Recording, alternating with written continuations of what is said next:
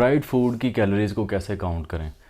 देखें, जब थोड़ा सा आप डाइट कॉन्शियस होते हैं ना, तो आपको ये सारी चीज़ें थोड़ी सी कंट्रोल करनी पड़ेंगी। अगर आप फ्राइड फूड खा रहे हैं बहुत ज़्यादा, कि आप कह रहे हैं कि मैं इसको ट्रैक करना स्टार्ट कर दूं, इसका मतलब है आपकी रूटीन में बहुत ज़्यादा है। अगर आप जिंगर बर्गर, आप फ्राइज़ हो गए, आप जो है वो जो चिकन होता है वो जो फ्राइड होता है KFC वगैरह का, तो देखिए उसके ऊपर वो ना एक स्पॉन्ज बना होता है, वो ऑयल को ऐसे अब्जॉर्ब करता है। उसके ऊपर वो बेसन की वो तय होती है, ठीक है। जब उसको वो खुले ऑयल में उसको जो है ना वो डाला जाता है, तो वो पता नहीं कितना ऑयल जज़ब कर लेता है। आप कितना, अगर इतना पोर्शन खा रहे हैं, फॉर एग्ज़ाम्पल आपने जो है वो काफ़ी बड़ा पोर्शन लिया है, उसका आधा किलो का लिया है या उससे थोड़ा कम भी लिया है, तो मुझे नहीं पता कि वो उसमें 100 ग्राम, अब एक चम्मच होता है ना, टी स्पून टेबल स्पून जो होता है, वही 9-10 ग्राम का तो वही होता है ऑयल का। पर ग्राम जो फैट में 9 कैलोरीज होती हैं, अगर एक चम्मच 10 ग्राम का तो 100 कैलोरीज आ गई। तो 100 कैलोरीज तो आपको एक चम्मच में मिल रही हैं। तो सोचें कि अगर आप वो फ्राइड चीज़ ले रहे हैं, उसमें पता नहीं 50 ग्राम ऑयल जज्ब हो चुका है या उसमें 100 ग्राम ऑयल जज्ब हो चुका है। तो इसीलिए जो है ना वो ये जो फ्राइड फूड है, फ्राइज़ हो गए, ये फ्राइड चिकन हो गए, इसको जो है ना वो एटॉमिक बॉम्ब कहा जाता है कि ये कैलोरीज़ का एक बॉम्ब है। एक तो वो जो पैलेटेबिलिटी उनकी होती है और जो उनकी मतलब जो कैलोरिक डेंसिटी होती है, ये सब कुछ मिलके ना मामला बहुत ज़्यादा ख़राब कर देता है। आपको बहुत ज़्यादा कैलोरिक डेंस खाना मिल रहा होता है और आपको पता भी नहीं चल रहा होता, वो एक छोटी सी जगह पे समाया होता है ऑयल की वजह से ज़्यादा। तो इसलिए आपने रूटीन में इन चीज़ों को नहीं रखना। अगर हाँ, डेफिनेटली हमने फूड को एंजॉय भी करना होता है, कभी ना कभी कहीं ना कहीं ओकेजनली हमने खाना भी होता है बाहर से, तो मैंने उसका तरीका ऑलरेडी बताया हुआ है कि आपने इसको रूटीन में नहीं रखना। आपने अपनी रूटीन डाइट को जो है ना वो कोशिश करना सिंपल से सिंपल रखें, जो ट्रैकेबल हो, ठीक है। अगर आप घर में भी खाना खाते हैं, मैंने बताया था कि सालन में जो है ना वो आप ऑयल कम से कम रखा करें, कि बस जिसमें हांडी पक जाए, मतलब वो जो है ना वो क्या उसे कहते हैं, वो जलने का वो खदशा होता है, ऑयल कहते हैं भाई लेडीज़ जो वो घर में जी ऑयल के बगैर खाना नहीं पकता। तो बस मुनासिब सी मिकदार में डालें कि बहुत ज़्यादा उसमें ना वो नहरें ना बहा दें ऑयल की। तो अगर आप उसमें से अपना पोर्शन लेते हैं तो ऑयल को हटा कर लें। तो सब्ज़ियों का मैंने बताया कि ज़्यादा कैलोरीज़ नहीं होती। 100 ग्राम जो आलू है ना उसमें सबसे ज़्यादा कैलोरीज़ हैं, तो 100 ग्राम आलू में भी मेरे ख्याल से कोई 60-70-75 कैलोरीज़ होती हैं। तो बाकी जो सब्ज़ियाँ ना उसमें तो वैसे ही 20 कैलोरीज़ हैं, किसी में 15 कैलोरीज़ हैं, किसी में 25 कैलोरीज़ हैं पर 100 ग्राम। तो आप एक पोर्शन में इतना ज़्यादा जो है ना वो सब्ज़ी नहीं खा रहे होते।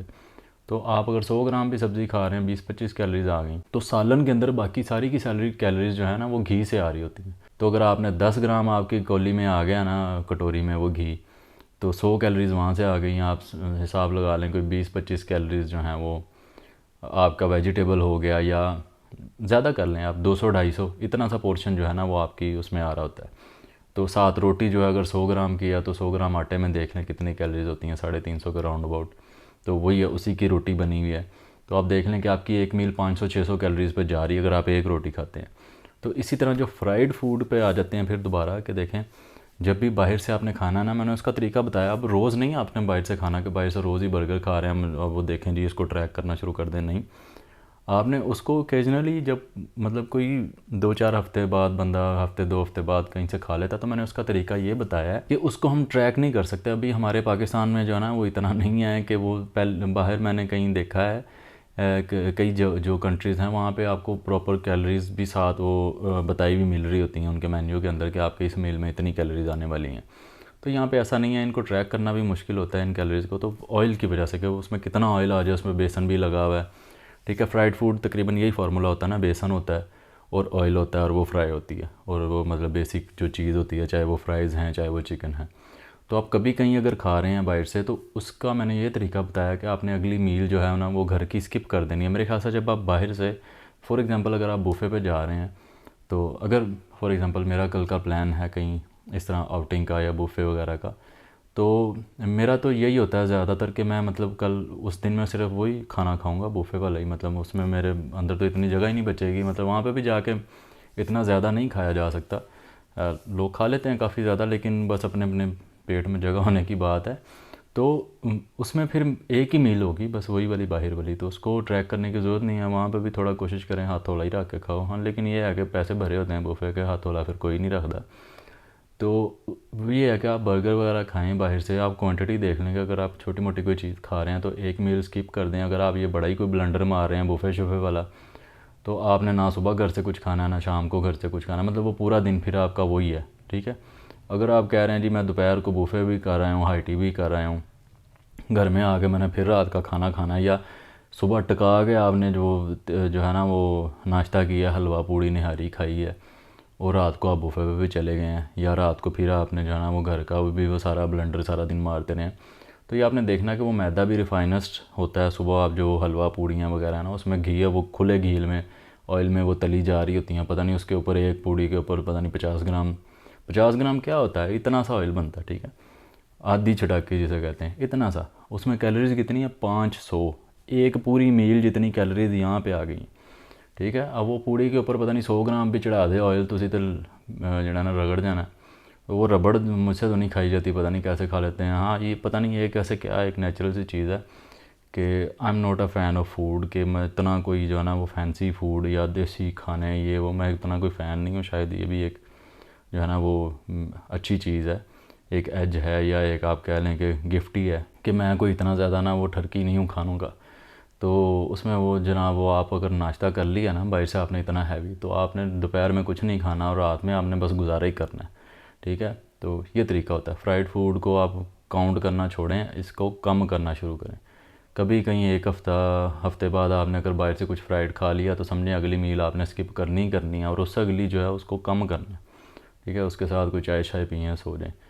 तो ये तरीक़ाकार है। बाकी आप एक एक कैलोरीज़ को कैलोरी बाय कैलोरी हर चीज़ को ट्रैक करना बड़ा मुश्किल है।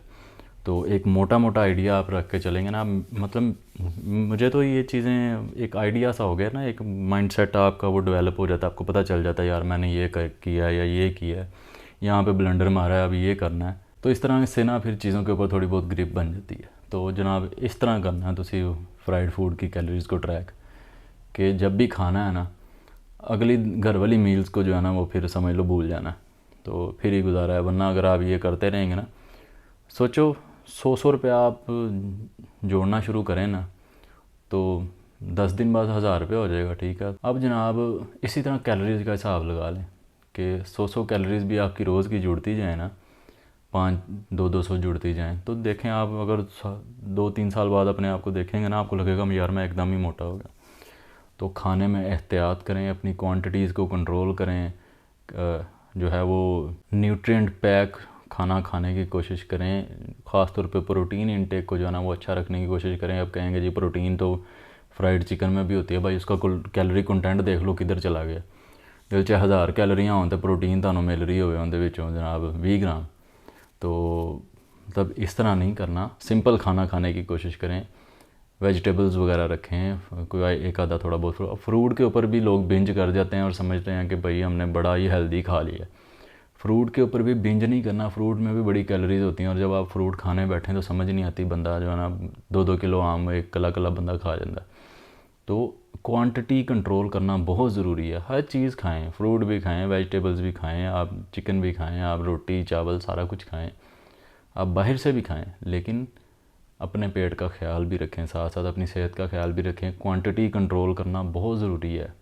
छाड़ दो सारे ये टोपी ड्रामे, कीटो आ गया, कार्ब छाड़ दो, चीनी छाड़ दो, मैदा छाड़ दो, ये मतलब कुछ भी आप कुछ ऐसा मैजिकल नहीं है, कुछ भी छोड़ने की ज़रूरत नहीं होती। मतलब ये मिथ्स हैं सारे, ये ब्लंडर हैं कि यार वो ये सारा कुछ मैदे की वजह से हो रहा है, ये सारा कुछ चीनी की वजह से हो रहा है, सारा कुछ कोक की वजह से हो रहा है। यार जब तक आपकी क्वांटिटी कम नहीं ना होती खाने की, फॉर एग्ज़ाम्पल आपने सारा कुछ ही मीठा छोड़ दिया है, आपने मैदा छोड़ दिया, आपने सारा आप कार्निवोर डाइट पे आ गए, आप सिर्फ खा रहे हैं आप गोश्त भी आप ज़्यादा खाएंगे ना तो आपने मोटे ही होना है, और आपके जो सेहत के मसाइल हैं वो बढ़ने ही बढ़ने हैं। मोटापे के साथ वज़न बढ़ने के साथ ही सारी बीमारियाँ, तो इनको थोड़ा कंट्रोल करें, अपनी सेहत का ख्याल रखें और सीरियस लेना शुरू करते हैं। अब टाइम ऐसा है कि हमारी जो है ना वो हम सारा दिन बिल्कुल इनएक्टिव होते हैं।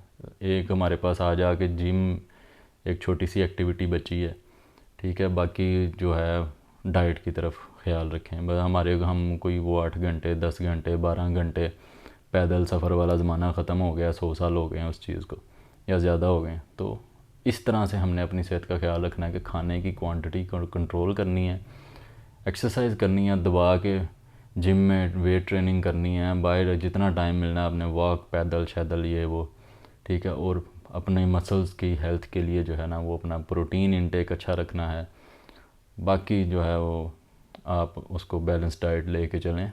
तो ओके, अल्लाह हाफिज़।